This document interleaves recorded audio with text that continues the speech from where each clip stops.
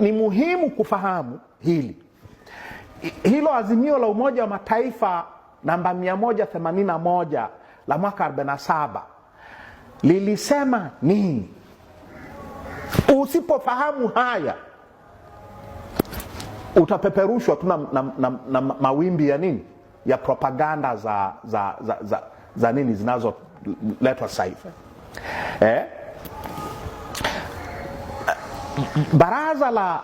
Baraza Kuu la Umoja wa Mataifa walisema hivi: hawa Wayahudi wachukue eneo ambalo walikuwa ni watu 650,000. By 1947 walikuwa roughly 650,000.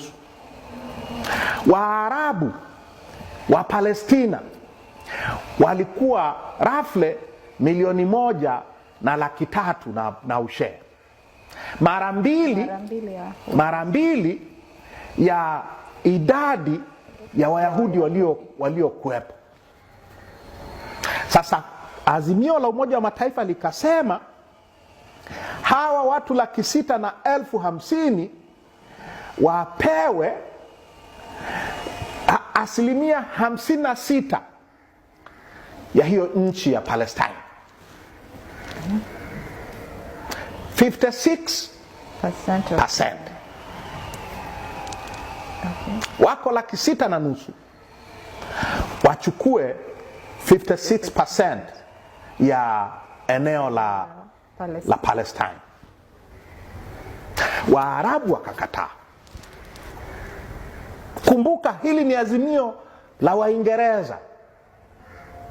Ni azimio la Waingereza wakiungwa mkono na Wamarekani na mataifa mengine ya kwao ya Ulaya na Urusi na nini.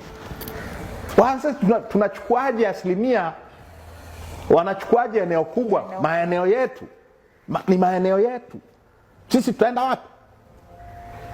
Sasa katika azimio likapitishwa kwenye Baraza la Umoja wa Mataifa, lilipitishwa kwamba Israel, taifa la Wayahudi waunde taifa lao katika 56% ya Palestine. Wayahudi walikuwa na nguvu za nini, za kijeshi, kama nilivyosema, wana nguvu za kiuchumi, wana ushawishi mkubwa katika maeneo mbalimbali ya nini ya dunia. Kwa lilipopitishwa lile azimio la Umoja wa Mataifa, wakaingia sasa kijeshi. Wamepata kibali cha jumuiya ya kimataifa. Sasa wakaingia kijeshi. Kwa vita ya kwanza ya Wayahudi na Waarabu ni vita ya kuanzishwa kwa taifa la Israel 1947-48. Kwenye vita ile, kwa sababu walikuwa na nguvu za kijeshi, wakawashinda Waarabu, wakayashinda majeshi ya Syria, majeshi ya Misri. Wa Palestina wenyewe hawakuwa na chochote cha maana, wao fyekwa tu na majeshi ya Jordan. Baada ya ile vita, hiyo vita ya 48, mambo mawili yalitokea na ni muhimu sana. Wapalestina zaidi ya 750,000 waliokuwa wanaishi katika hayo maeneo ambayo sasa ni Israel walifukuzwa kwenye maeneo yao. Kwa zaidi ya nusu ya Wapalestina, kumbuka walikuwa 1,300,000, zaidi ya nusu, figures zinazo nini zungumzwa ni 750,000 walifukuzwa kwenye maeneo yao, miji yao, vijiji vyao, mashamba yao, majumba yao, wakasambaratishwa. Wengi wakakimbilia kwenye makambi ya wakimbizi yaliyoanzishwa kwa ajili yao Gaza. Gaza, 70% ya wakazi wa Gaza leo ni watoto au wajukuu wa wazazi waliokimbizwa Israel. Wanaishi kwenye makambi makubwa kabisa ya Wapalestina yaliyoko Gaza. Jabalia, Han Yunis, na mengine. 750,000 kupelekwa Gaza. Gaza ilikuwa ni kisehemu kidogo, kilomita 5 kwa ufupi, kilomita 25 kwa urefu. Ina eneo la kilomita za mraba 125. Okay. Ikapelekewa influx ya population ya refugees kwa malaki. Wengine waliokuwa maeneo ya kaskazini ya Israel wakakimbilia kwenye makambi yaliyoanzishwa Lebanon.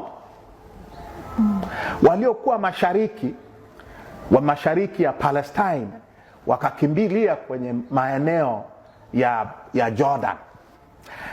Jordan ina Wapalestina wengi zaidi kuliko wakazi wake wa asili. Na Wapalestina hawa ni watoto au wajukuu au vitukuu wa wale waliofukuzwa kwenye vita ya kwanza ya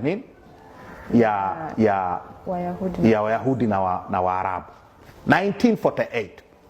Kwa taifa la Israeli linazaliwa namna hiyo.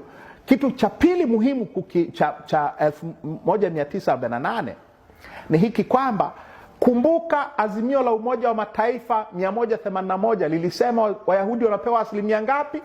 56.